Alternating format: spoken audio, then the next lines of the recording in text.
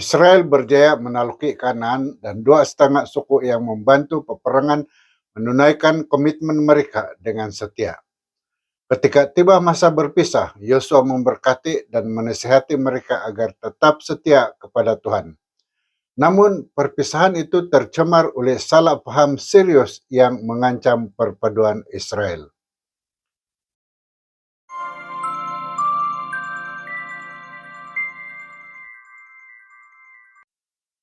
Halo, selamat kita bertemu kembali melalui channel Wahyu Pengharapan dengan segmen ringkasan pelajaran Alkitab dan topik kajian kita pada kali ini untuk pelajaran yang ke-11 ialah hidup di tanah perjanjian.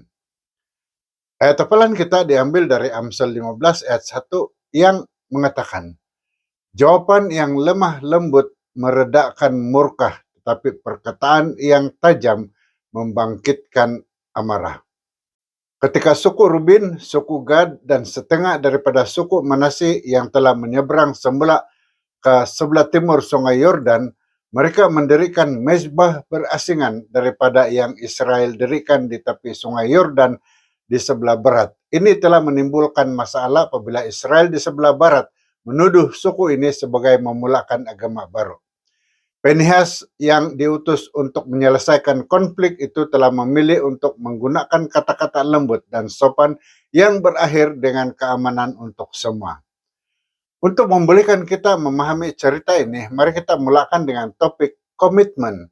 Dari Yosua 22 ayat 5 berkata, hanya ingatlah baik-baik, lakukanlah perintah dan hukum yang disampaikan kepadamu oleh Musa, hamba Tuhan itu, yaitu mencintai Tuhan Allahmu, hidup menurut segala jalannya, berpegang teguh pada segala perintahnya, berpaut kepadanya, serta beribadat kepadanya dengan segenap hatimu dan segenap jiwamu.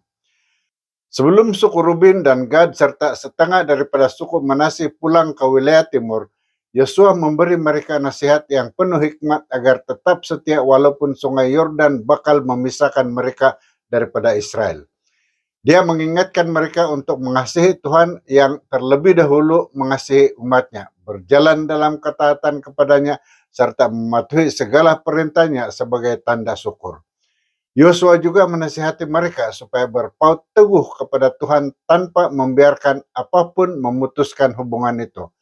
Dan akhir sekali mereka diajak melayani Tuhan dengan sepenuh hati dan jiwa karena disitulah terletak tujuan, kepuasan, dan kehidupan yang berkelimpahan. Topik seterusnya ialah tuduhan. Dari Yosua 22 ayat 10 kita baca. Setelah sampai di wilayah dekat sungai Yordan di tanah Kanaan, Bani Rubin, Bani Gad, dan setengah suku Manasye itu membangunkan sebuah mezbah yang amat besar tersergam di sana di tepi sungai Yordan. Di kawasan berhampiran tugu peringatan penyeberangan sungai Yordan, dua setengah suku Israel membina sebuah mezbah yang besar menyerupai mezbah yang berada di kemah suci. Melihat tindakan itu, seluruh Israel menyangka mereka melanggar hukum Tuhan karena dianggap mendirikan tempat korban baru, agama baru. Lalu mereka bersiap untuk menyerang saudara sendiri. Namun Tuhan campur tangan, membangkitkan pemimpin yang enggan menghakimi tanpa bukti. Delegasi diantar untuk mendengar penjelasan terlebih dahulu. Akhirnya jelas bahwa suku-suku itu bukan memberontak, tetapi hanya gagal memaklumkan tujuan sebenar mereka. Suatu kesilapan tetapi bukan dosa. Kita teruskan dengan topik dibayangi oleh masa lalu. Yosua 22 ayat 16 mengatakan, beginilah kata seluruh umat Tuhan, kemungkaran apakah ini yang kamu lakukan terhadap Allah Israel, sehingga sekarang kamu berhenti mengikuti Tuhan dan membangunkan sebuah mezbah untuk menderhakai Tuhan pada hari ini. Pinehas dipilih mengetuai penyiasatan karena ketegasannya menantang dosa di Baal Peor, menjadikannya tokoh yang dihormati dan menjaga kesucian Israel. Dalam perbincangan, dia mengaitkan tindakan dua setengah suku itu dengan dosa Akhan, mengingatkan bahwa jika mereka benar-benar mempersembahkan korban di mezbah baru lain daripada mezbah dahulu, seluruh Israel boleh dihukum Tuhan. Namun sebelum membuat kesimpulan, Pinehas menawarkan jalan pemulihan. Dia mengajak mereka kembali ke kawasan kemah suci jika perlu, memberi peluang untuk mereka membetulkan keadaan sebelum dosa sebenar berlaku. Topik seterusnya ialah jawaban yang lemah lembut. Dari Yosua 22 ayat 23 kita baca, jika kami mendirikan mezbah untuk berhenti mengikuti Tuhan atau untuk mempersembahkan korban bakaran dan persembahan bahan makanan di atasnya ataupun untuk mempersembahkan korban kedamaian di atasnya, biarlah Tuhan sendiri yang menuntut balas.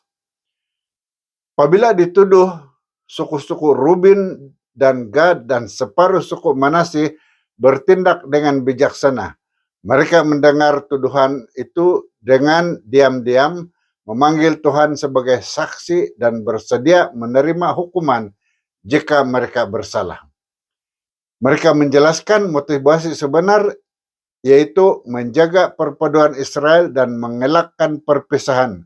Kekeliruan orang Israel yang menganggap tindakan mereka sebagai pemberontakan hampir mencetuskan konflik.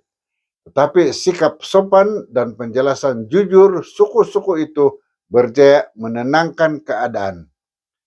Ini telah mengelakkan peperangan dan memelihara keamanan serta persaudaraan di kalangan umat. Topik terakhir dalam kajian kita kali ini ialah penyelesaian konflik.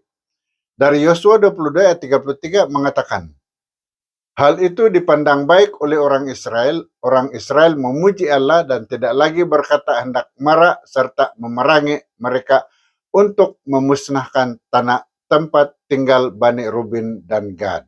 Melihat tuduhan yang tidak berasas, Pinehas dan delegasi Israel merasa lega karena setelah kebenaran diketahui, seluruh Israel bersukacita dan memuji Tuhan. Peristiwa ini memberi teladan penting tentang cara memulihkan keamanan dalam keluarga, gereja, dan komuniti, yaitu menyampaikan pandangan dengan jelas, jangan terburu-buru membuat tuduhan, jangan terburu-buru membuat kesimpulan, bincangkan masalah sebelum bertindak, bersedia berkorban demi perpaduan, membalas tuduhan dengan sikap sopan, dan bersyukur serta memuji Tuhan apabila keamanan dan keharmonian dipulihkan. Saudara, berikut adalah 3 poin utama sebagai kesimpulan. Pertama, kesetiaan kepada Tuhan ialah asas perpaduan. 2,5 suku yang kembali ke wilayah timur diingatkan agar terus mengasihi Tuhan, mematuhi perintahnya, dan hidup dalam kesetiaan sebagai asas hubungan mereka dengan seluruh Israel. Kedua, salah paham mudah merosakkan hubungan. Jika tanpa kesabaran, mezbah yang dibina disalah tafsir sebagai pemberontakan. Namun, sikap berhati-hati tidak tergesa-gesa menghakimi dan dialog terbuka menghalang perang saudara berlaku. Dan ketiga, kelembutan dan kebaikan memulihkan konflik. Jawaban yang lemah lembut, penjelasan jujur, serta kesediaan mendengar membawa kepada perdamaian. Tuhan dipuji ketika perpaduan dan keamanan dipulihkan. Sekian ringkasan pelajaran Alkitab untuk kajian kita minggu ini. Saya harap Anda telah mendapati maklumat yang dikongsikan melalui video ini sangat berinformatif dan membantu. Pastikan Anda tekan like dan share video ini serta subscribe pada channel ini dan tekan lonceng notification agar Anda tidak terlepas menonton video yang akan dimuatkan nanti. Juga, jika Anda ada pertanyaan atau ada pandangan yang ingin dikongsikan, sila luangkan masa untuk meninggalkan komen di bagian komen di bawah ini atau hantar ke nomor yang tertera dan juga beritahu kami dari mana Anda menonton video ini. Dan sila terus menonton pada video yang dicadangkan di sini. Terima kasih karena menonton dan jumpa lagi di video akan datang. Tuhan memberkati Anda.